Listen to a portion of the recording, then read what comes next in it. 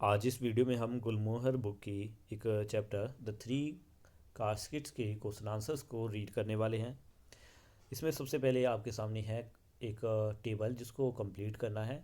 इसमें पूछा गया है कि अलग अलग राजकुमारों ने अलग अलग संदूकों पर क्या विचार अपनाए और कौन से संदूक को चुना। ठीक है, इसके आंसर इसमें ये हैं। इसके बाद मैं क्वेश्चन आंसर्स को रीड करता हूँ। Question number 1 is Is the Prince of Morocco conscious of his skin color and a little apologetic about it? What word supposed your answer? How does Portia respond to that feeling of his? क्या Morocco का राजकुमार अपनी त्वचा के रंग को लेकर बहुत ज़्यादा सचेत और थोड़ा शर्मिंदगी महसूस करता है? और पोर्सिया इस पर किस तरीके से रिएक्ट करती है? इसे अपने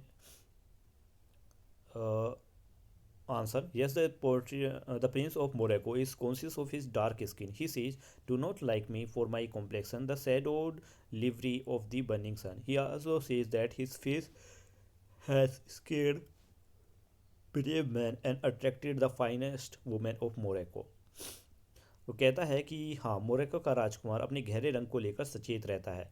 वह कहता है, मेरा रंग को देखकर मुझसे नफरत मत करो। ये जलते हुए सूरज की छाया में मैं जलते हुए सूरज की छाया में पला बड़ा हूँ।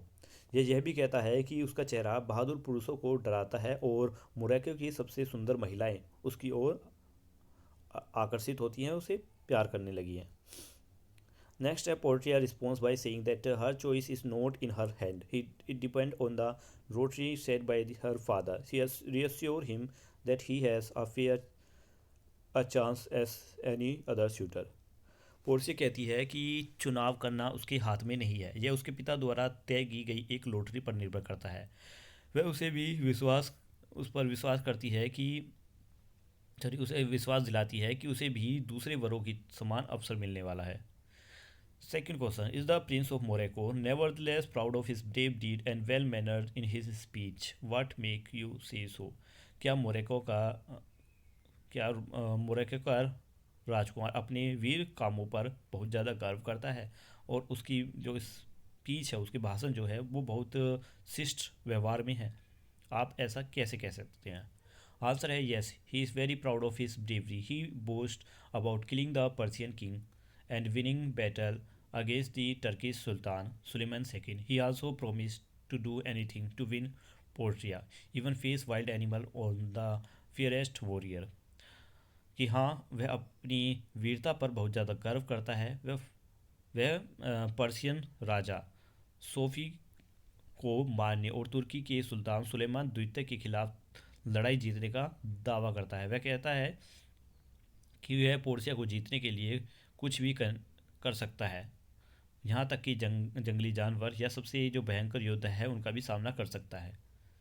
हाँ, आगे है। हाँ, उसकी जो भाषा है वो सम्मानजनक है और बहुत ही शिष्ट व्यवहार में है, जिससे पता चलता है कि वह बहुत ही वेल मैनर्ड व्यक्ति है। नेक्स्ट है, look at the prince of Morocco's reaction in to the inscription of the casket. What do you think of the way he dismisses lead as dull and does not worthy of the gold mind? Answer है, the Prince of Morocco judged by appearance. He believed gold is the most valuable metal and worthy of a king, while lead is a dull and worthless. Ironically, he criticized people who judge by appearance, yet he himself does the same by rejecting lead for looking unworthy. कि Morocco का राजकुमार भारी दिखावे के आधार पर फैसला लेता है। वह मानता है कि सोना सबसे मूल्यवान धातु है और राजा के योग्य है, जबकि सीसा फीका और बेकार है। विडंबना यह होती है कि वह उन लोगों की आलोचना करता है जो दिखावे पर फैसला लेते हैं, लेकिन खुद भी वही गलती करता है वह जब वह शीशे के को साधारण कहकर ठुकरा देता है। Question 4: how does the prince of Aragon let Portia know that he is aware of the rules? What are the rules and how did the he get to know them? What is the Portia response to Aragon statement? Answer है, the prince of Aragon swear that he understand the rule. First, A. He will never reveal which casket he chose. B. If he choose wrongly, he will never seek a marriage again. C. He must leave immediately if he loses. He knows the rules because they were explained to every shooter. Portia confirmed the rule and tell him to make the choice carefully. मतलब एरोगोन का राजकुमार शपथ लेता है कि वह नियमों को समझता है। वह कभी नहीं बताएगा कि उसने कौन सा संदूक चुना था। यह यदि वह गलत चुनाव करता है तो फिर कभी विवाह करने की इच्छा नहीं करेगा। यदि वह हार जाता है तो उसे तुरंत जाना होगा। उसे ये नियम इसलिए पता है क्योंकि वे हर वर्ग को यही समझाती है। बोर्सिया नियमों की पुष्टि करती है और उसे सावधानी से चुनाव करने को कहती है। Question 5. What is Aragorn's response to the inscription on the golden casket? Do you think he is something of a snob? Answer is he refused to choose gold. Why? Because it say what many men deserve. He think the many refers to the foolish commoners who judge by appearance. कि वह सोने के संदूक को इसलिए नहीं चुनता क्योंकि उसे उस पर लिखा है कि जिससे सभी लोग चाहते हैं। वह मानता है कि सभी लोग चाहते हैं, बहुत से लोग चाहते हैं, कि वह मानता है कि बहुत से लोग से का मतलब है उन मूर्ख साधारण लोगों से जो केवल दिखावे के लिए के आधार पर फैसला लेते हैं। Yes, he seems like a snob because he look down on ordinary people, calling them the fool multitude, common spirits and barbar multitude. हाँ, वह घमंडी लगता है क्योंकि वह आम लोगों को नीची नज़र से देखता है और उन्हें मूर्ख भीड़, सामान्य आत्माएं और असभ्य जनसमूह कहकर उन्हें अपमानित भी करता है। Think of Bassanio long speech rejecting the golden casket in his strong disapproval of persistence and falsehood in the society scenery and apt for the situation. Answer पढ़ते हैं इसका। His speech is thoughtful and logical as he explain how appearance can be deceiving. उसका भाषण विचारशील और के साथ है क्योंकि वह समझता है कि भारी चमक दमक मन को भ्रमित करने वाली हो सकती है। However, his choice of word is poetic and grand, which make it sound a bit dramatic, as if he speaking to an audience rather than just thinking aloud. हालांकि उसका भाषण बहुत ही भव्य है, बहुत ही पावरफुल है, जिससे वह थोड़ा नाटकीय लगता है, जैसे कि वह अपने मन में सोचने की बजाय दर्शकों को के लिए अपनी स्पीच बोल रहा है। Which of this adjective would you choose to describe Bassanio? इनमें से कौन से एडजेक्टिव को आप इस्तेमाल करते हो बसेनियो को समझाने के लिए? तो इसमें है स्ट्रेट फॉरवर्ड, क्लेवर और snowy. Straight forward, he is honest and does not fall for the superficial beauty. Clever, yes, he think deeply about his decision, does not judge by appearance. So, somewhat because his speech is quite elaborate and poetic.